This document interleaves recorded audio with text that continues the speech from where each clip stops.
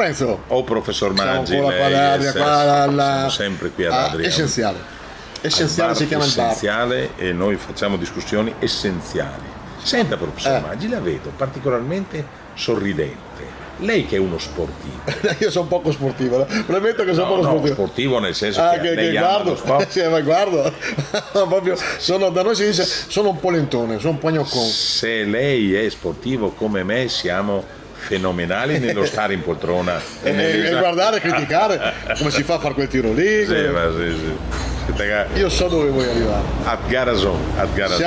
Siamo diventati tutti un italiano. Mi dichi, ha ragione. Non mi era mai capitato di stare alle ore 21, io e la Stefania, mia moglie, a tifare per Sinner alle 9, alle 21 di sera. Non c'era mai. Bene. Comunque abbiamo tutti tifato. Sì, perché noi abbiamo. Allora, l'italiano secondo me ha bisogno di eroi. Sì. Ha bisogno di eroi. C'è la Valentino Rossi, c'è questa. È perché sono tra le poche soddisfazioni che abbiamo. Si identifica. Noi abbiamo quella lì come soddisfazione grande e il bidet. Nel senso che siamo gli unici che hanno il bidet e ogni volta sì. Posso dirle, professor Maggi, lei è proprio pratico. No, perché ogni volta che si parla io sono stato in Germania a trovare mia figlia la settimana scorsa.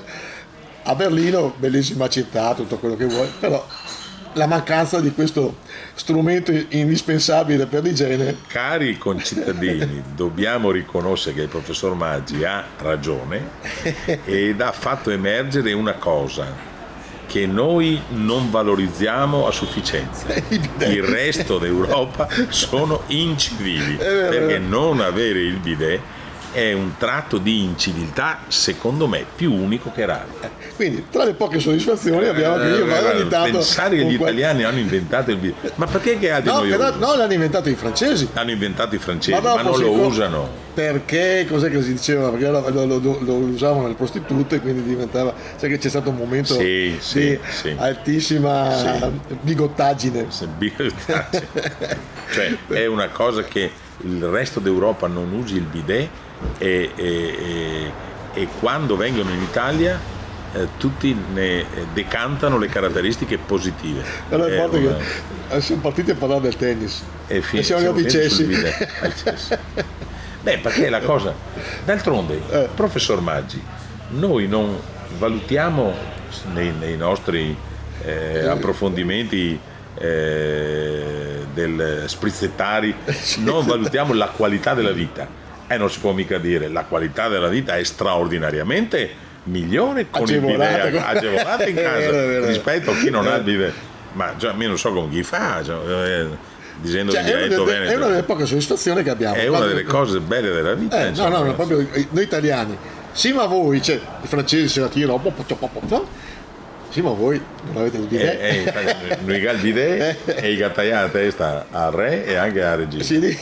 A proposito, sai dove vado uno di queste sere? Vado al cinema insieme alla Stefania, mia moglie, e andiamo a vedere il film Napoleone. Ah sì, quello che con Ridley Scott. Dopo mi dirai se è bello. Io sono un grande estimatore di Napoleone. Ah sì? Sì, non sono bonapartista. No, hai preso tu il cappello da 2 milioni di euro? No. Neanche 2.000 lire, neanche 2 lire. Però sono un grande estimatore di Napoleone Bonaparte e siamo stati, io e lei, in tutti quelli che abbiamo raggiunto, in tutti i musei napoleonici che sono in giro per l'Europa. Sì. E noi partiamo dal tennis e arriviamo a Bonaparte. Siamo il numero 1. Siamo il numero 1. Siamo arrivati a Bonaparte. La famosa battuta veneta.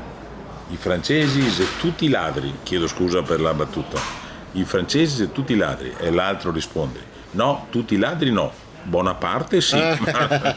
Questa è la classica battuta che a Venezia ti raccontano anche i gondolieri.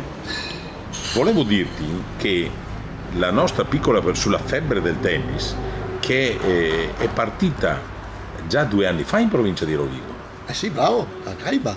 Dalla famosa Gaibledon, quando il piccolo comune di Gaiba, grazie agli investimenti, grazie al sostegno dell'Associazione Industriale di Rovigo, ha portato una tappa ha portato un torneo di tennis femminile di rango europeo. Sì, perché fu a una Gaiba, cosa bellissima. ricordiamo che c'è uno dei pochi campi A Gaiba in c'è Italia, uno dei pochi campi in erba. Italia in erba, e per prepararsi a Wimbledon venivano, adesso vengono molto di più, ad allenarsi a Gaiba. Adesso siamo in dicembre e quindi da aprile-maggio del prossimo anno cominceremo ad avere la terza edizione di questo. Sì, Gaiba. È la nostra piccola provincia. Allora, È tanto lunga vita Sinner. Che lunga diventi- vita Sinner che...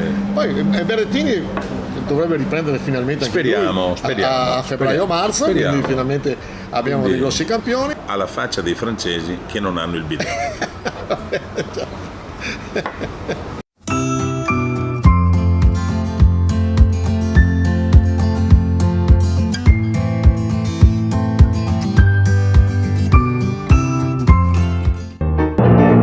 Questo spettacolo è orribile. Spaventoso. Disgustoso. Ci torniamo ancora? Sicuro.